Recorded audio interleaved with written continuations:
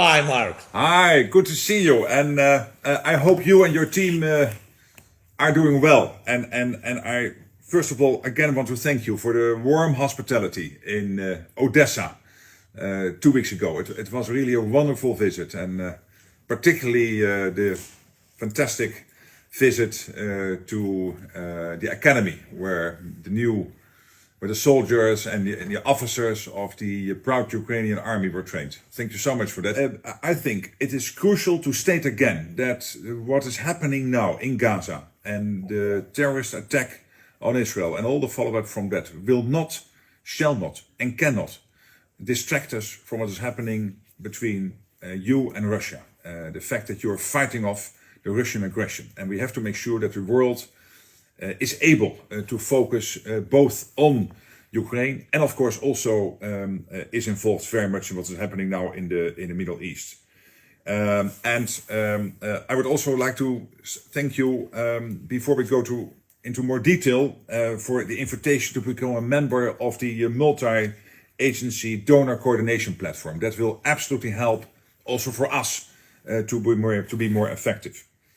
Again, the fact that you and I regularly meet is also testimony to the fact that at least also in this country, the support remains extremely high for what you are doing. You are fighting for our values, for our collective safety, for humanity. And the whole of the Netherlands is with you. And I again want to state that. Since my visit to Odessa, we have been working hard to deliver the Patriot systems and the patrol boats. And I expect the Patriot missiles to be delivered shortly to aid Ukraine in the upcoming winter. And the same speed applies to the F-16s. The first ones will be shipped to the training center in Romania within the next 2 weeks, so that they will get ready for further training. And then I really want to congratulate you on pushing through with the meeting in Malta, which has been very successful. The meeting of the National Security Advisors on the implementation of your 10-point peace plan. Over 60 countries attended from east to west, from north to south, all underlining that the world is in full support of the restoration of the full territorial integrity of Ukraine. So also this is testimony to the fact that the world did not lose interest. And then I think we can also celebrate another landmark, because we have had the official start also by our National Security Advisor in Malta of our bilateral, so Ukrainian-Dutch security arrangements as promised at the NATO summit in Vilnius. We are now the 6th country with whom you have started these negotiations, and the first non-G7 country. And we are very happy, but also very keen to keep the momentum of our pledge to stand with you for the long term.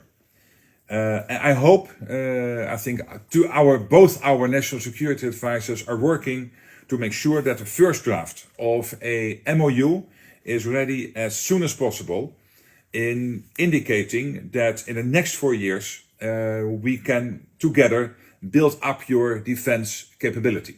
Thank you so much, Mark. First of all, thanks. I'm really very pleased, dear friend of Ukraine, that for this conversation, really we have 28th telephone dialogue. So with you, and I really appreciate for our warm contact and very productive dialogue. Thank you so much for your visit 2 weeks ago. Your visit to Odessa, I think it was very constructive and very powerful. I think it's really important to save our infrastructure, grain corridor, and we are thankful for your support, your people, your team, and of course for military support.